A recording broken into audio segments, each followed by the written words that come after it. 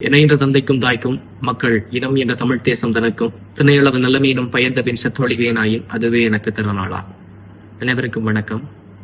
செம்மணி செத்துப்பாத்தி மனித புதைகுழி அல்லது the man massive man grave in Sri Lanka என்று கூட நாங்கள் சொல்லிக் கொள்ளலாம். அதாவது இலங்கையினுடைய மிகவும் பாரிய ஒரு மனித புதைகுழியாக உருவெடுத்திருக்கக்கூடிய இந்த செம்மணி சித்துப்பாத்தி மனித புதைகுழியானது 412 எண்பு தொகுதிகள் அங்கே இனங்காணப்பட்டிருக்கிறது. அதிலே 390க்கும் அதிகமான எண்பு தொகுதிகள் முற்றுமுழுதாக அகழ்ந்தெடுக்கப்பட்டிருக்கிறது. இந்த எண்பு தொகுதிகளுக்குள்ளே சிறுவர்கள், டீனேஜ் அதாவது இளவயதினர்கள், ஆண்கள், பெண்கள், வயோதிகர்கள் என்று சொல்லி சகல விதமான வயது பிரிவினரையும் நாங்கள் பார்க்கக்கூடிய மாதிரி இருக்கும். 95ஆம் ஆண்டு கால பகுதிகளிலே யாழ்ப்பாண மாவட்டமானது இராணுவத்தின் வசம் அங்கே பிடிபட்டதன் பிற்பாடு அல்லது இராணுவம் அதை கைப்பற்றியதன் பிற்பாடு அந்த 95 தொடக்கம் 96 வரையிலான காலப்பகுதிகளிலே காணாமல் போன தமிழர்கள் தான் இன்று செம்மணி சித்துப்பாத்தியிலே மனித எச்சங்களாக வெளிவருகிறார்கள் என்கின்ற பாரிய ஒரு கருத்தியல் ஊகமானது இன்றளவிலே பேசப்படுகின்ற ஒரு பொருளாக காணப்படுகிறது.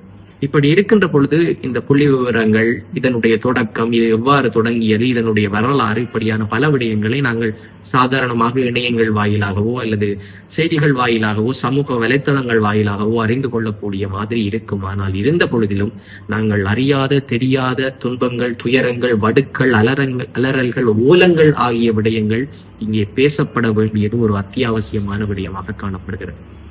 ஒரு தொல்லியலாளர் என்ற பார்வையிலே என்னுடைய கருத்து அல்லது இங்கே இருக்கக்கூடிய இந்த விடயங்களினுடைய கருத்து, அதாவது அங்கே அதை பரிசீலனை செய்த தொல்லியலாளர்கள், அது மாத்திரமில்லாமல் தடயவியல் நிபுணர்களினுடைய கருத்துக்களின் பிரகாரம் அந்த கொலைகள் அல்லது அந்த படுகொலைகள் அங்கே புதைக்கப்பட்டிருக்கிறவர்களினுடைய அந்த துயரங்கள் என்பன நிச்சயமாக பேசப்பட வேண்டும்.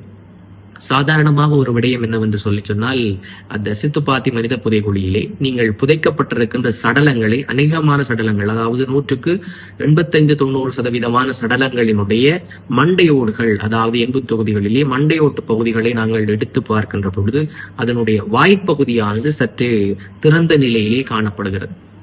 பொதுவாக ஒரு மனிதனானவன் மரணிக்கின்ற பொழுது அவன் இயற்கையான முறையிலோ அல்லது அகால மரணம் அடைந்தாலோ ஒழுங்கான முறையிலே அவர் ஒரு போஸ்ட்மார்ட்டம் செய்ததன் பிற்பாடு, அடக்கம் செய்யப்பட்டதன் பிற்பாடு, அது தோண்டி எடுக்கப்பட்டாலோ அல்லது எரியூட்டப்பட்டதன் பிற்பாலோ அந்த மண்டையோட்டு தொகுதியானது வாய் மூடிய நிலையிலே காணப்படும். ஆனால் இங்கே குறிப்பிடப்படுகின்ற அந்த நிலை எப்படி இருக்கிறது என்று சொல்லி சொன்னால், கொலை செய்யப்படுகின்ற பொழுது அலறுகின்ற அல்லது கத்துகின்ற அப்படியான சூழ்நிலையிலேயே வாய் திறக்கப்பட்டிருக்கின்ற பொழுதிலேதான் அப்படியே அந்த சூழ்நிலையிலேயே அவர்கள் புதைக்கப்பட்டிருக்கிறார்கள் என்கின்ற ஒரு முடிவுக்கு நாங்கள் வரக்கூடிய மாதிரி இருக்கும். அல்லது அவர்கள் குழிகளிலே இடப்பட்டு அதன் பிற்பாடு கொலை செய்யப்பட்டிருக்கலாம், அல்லது உயிரோடு அவர்கள் கொலை செய்யப்பட்டிருக்கலாம். இப்படி பலதரப்பட்ட முடிவுகளுக்கு நாங்கள் வரக்கூடிய மாதிரி இருக்கும். அதே நேரம் புத்தகப்பைகள், பால் குடிக்கும் போத்தல்கள், சேலைகள், கைவளையல்கள், இப்படியான பலதரப்பட்ட விடயங்கள் இங்கே இதர ஆதாரங்களாக அந்த புதைகுழியில் இருந்து மீட்கப்படுகின்றன.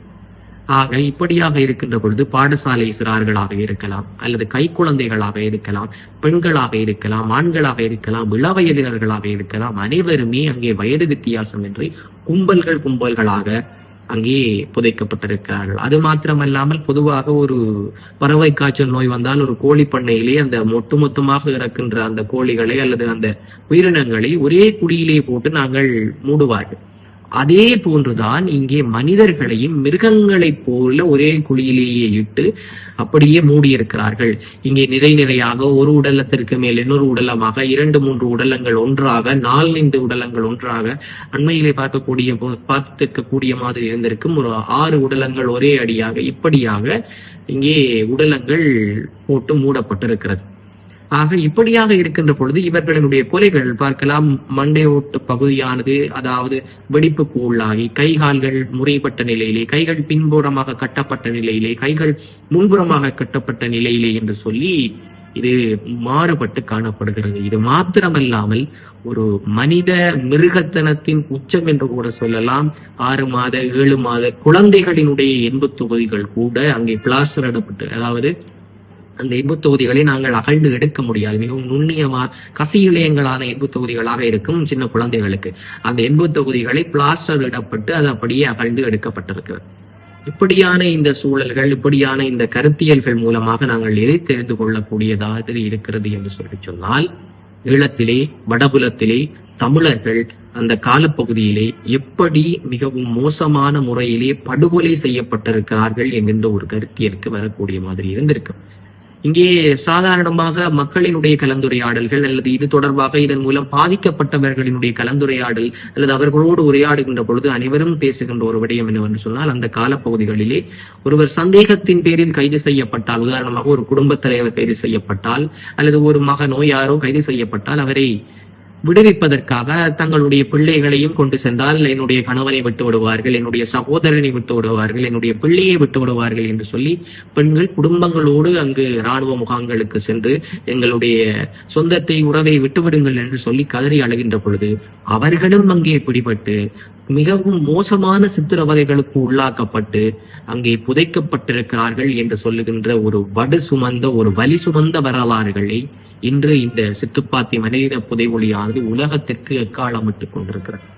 ஆனால் சர்வதேசத்தினுடைய பார்வை இன்றளவிலும் ஒரு தீர்க்கமான பார்வையாக இந்த மனித புதைகுழியின் மீது இன்னும் படவில்லை அல்லது இன்னும் திரும்பவில்லை என்கின்ற ஒரு பாரிய கேள்விக்குறியானது இருக்கிறது.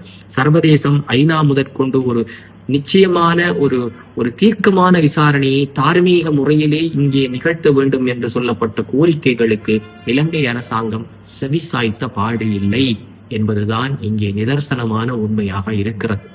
இப்படியான இந்த வலி சுமந்த வரலாறுகள் இன்று 412 எண்பு தொகுதிகள், ஒரு 2 வருட கால பகுதிகள், ஒரு வருடம் என்று கூட சொல்லலாம். 2025 தொடங்கியது, இந்த 26 நடந்தேறி கொண்டிருக்கிறது. இந்த கால பகுதிகளுக்குள்ளே இன்றளவிலும் ஒரு தீர்க்கமான முடிவு அல்லது ஒரு தீர்க்கமான விசாரணை இங்கே எட்டப்படவில்லை என்கின்ற ஒரு பாரிய கவலையை இது ஏற்படுத்தி இருக்கிறது. இலங்கையிலே கண்டுபிடிக்கப்பட்ட பாரிய மனித புதைகுழியாக காணப்பட்ட மன்னார் சதோச புதைகுழியை மேவி இன்றைய தினத்திலே இந்த செம்மணி சித்துப்பாத்தி மனித புதைகுழியானது 412 எண்பு தொகுதிகளோடு முன்னிலை வகிக்கிறது. இது எங்கு சென்று முடிய போகிறது அல்லது எங்களுடைய அவலம் எங்கு வரை செல்ல போகின்றது அல்லது எங்கு வரை போகப் போகிறது என்கின்ற ஒரு பாரிய கேள்விகளோடு இந்த வலி சுமந்த வரலாறுகளுக்கு நிச்சயமான தீர்வுகளும் உரியவர்களுக்கான தண்டனைகளும் மன்னிப்பு கோரல்களும் நிச்சயமாக இடம்பெற வேண்டும் என்கின்ற அந்த ஏக போக அல்லது ஏக ஒருமித்த அந்த கோரிக்கையோடு இந்த செம்மணி புதைகுழியானது நகர்ந்து செல்கிறது என்பதை மனவருத்தத்தோடு தெரிவிக்கிறோம்.